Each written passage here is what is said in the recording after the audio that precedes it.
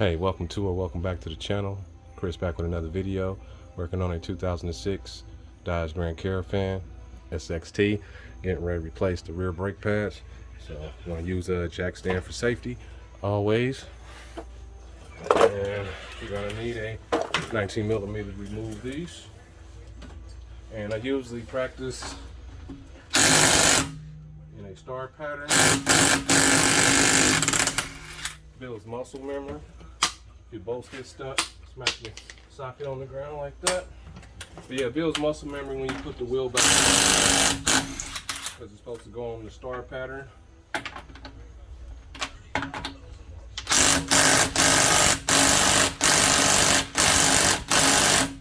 I might have to get Big Diesel.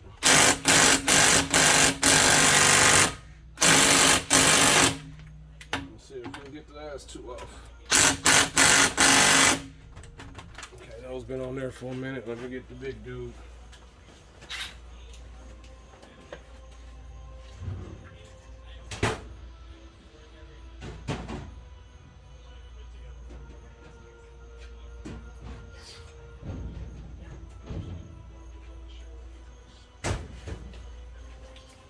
Wouldn't have had to use the big one if I would have left it on the ground. Could use the breaker bar, but bought these tools for this purpose.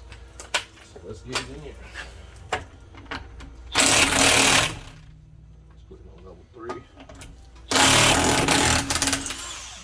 Same thing. Smack them on the ground. And we got 2 more.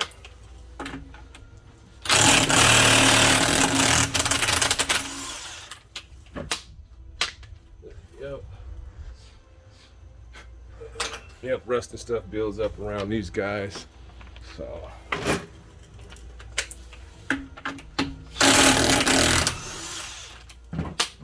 all good. Had to get Big Diesel.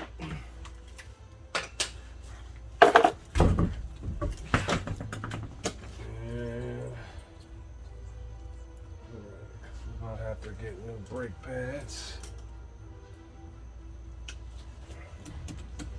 Gonna eventually need some new rotors, but we're not replacing those today, just the pads.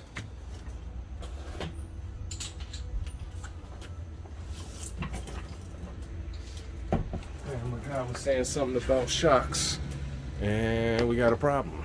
This guy right here, he's broken.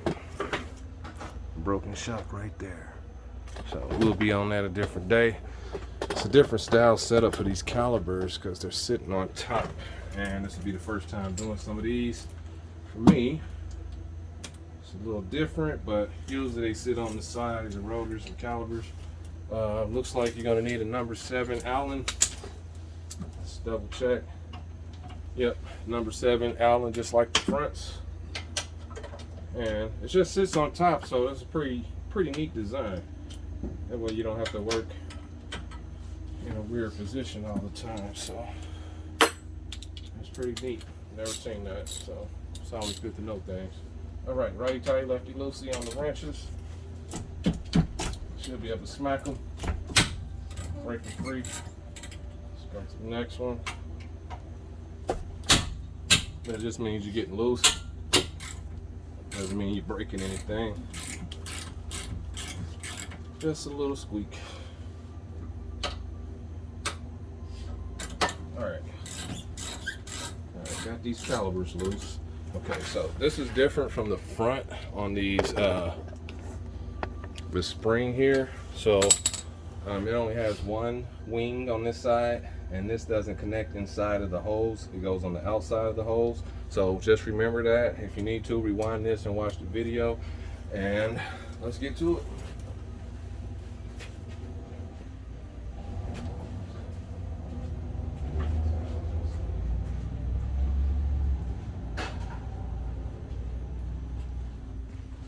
Alright, so I'm back over here. I recommend you use a towel or some heavy duty gloves to get this off.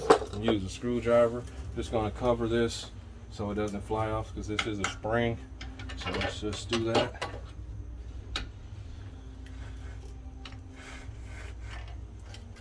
Just like that. And we should be able to pry him out without hurting ourselves.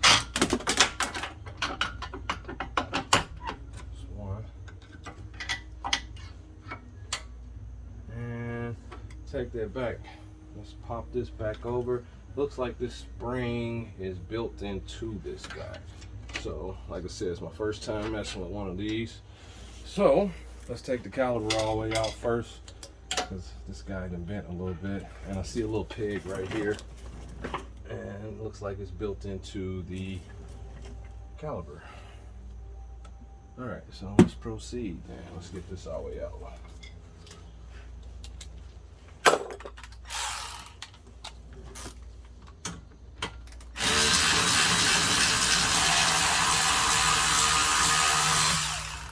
All right, this one. And this is what I usually do. Okay, let's get you over here. When you're spinning out, these sometimes just spin in a circle, so I kind of cock it to the side a little bit. So let's see if I can repeat that on this side.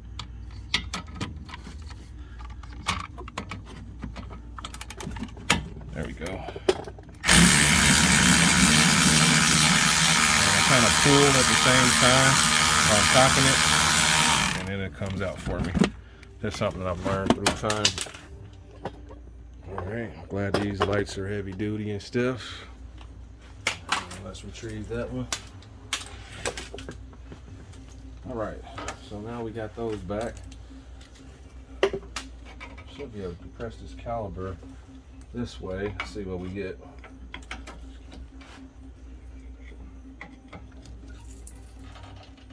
It's a nice, good compress. Nope, don't want to do that. Let's get a caliper hanger. Hang this guy up somewhere out the way. Actually, we might not have to. Yep, we should be good.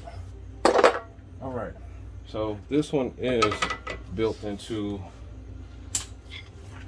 the pad, and we just got just a little bit of pad left.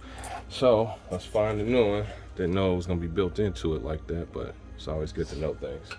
So let's get the new pads and make sure they're correct. And doesn't look like it, unless they just changed it and then put springs on it. And no, they did not. They just put them separate from each other. So I wish they would just make them side by side. One of these with one of these, one of these, one of these. Anyway, let's get to it. All right, so now that we got that out the way, let's get our caliper set so we can start pushing this guy back. Let's see if I can get it to sit somewhere for me. That should be good. And I'm gonna use a C-clamp on this. Just hopefully we can do it. Yep. So let's use a C-clamp this time. And use your old brake pad and just spin her in. If it starts to feel like it's getting hard, then you might have a brake hose. One of these lines might be getting ready to collapse, or your caliper might be getting ready to seize. But as long as it's going back smooth, we're good.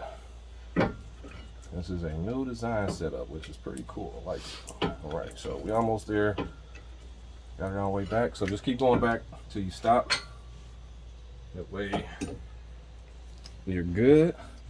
And I usually will leave it on there. Sometimes they'll push back out just from the fluid. It wants to do that. Okay, clean up our area real good. All right. Got our front pad with the bracket on it. All right, so let's lube this guy up. A little brake grease. Some people use it, some people don't. But you don't need a lot.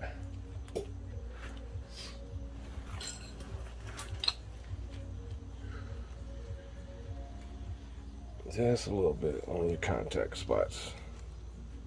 All right, so we got that guy, and we're gonna proceed and just flip it over like it was. Bam. Let's get it on this lip. I'll put it on there here in a second. I gotta slide it back over. And let's go ahead and set this one up. These just pop out. Hopefully that's on film, on camera. Yes, it is. These just pop out, just like that. And we know everything's the same because we just looked at them. Let's get our other pack open. Do a pad comparison. Old and new. Okay. If you can afford to, replace your rotors.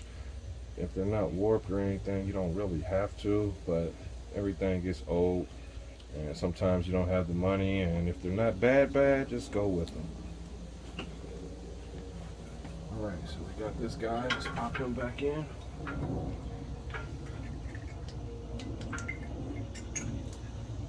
Alright, got him back in. I'll quit doing that, that'll be great. Alright, let's get this guy back in.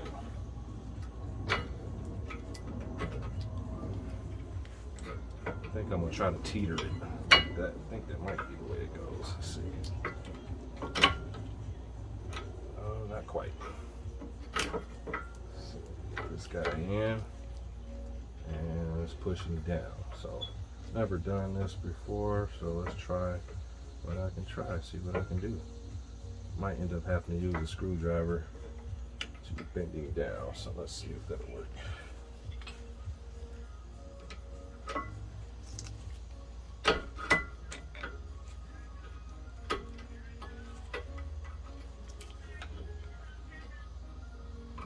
Let's bring this back over some. I almost had this guy. But yeah, you can leave a comment if you guys got a better way of getting this in.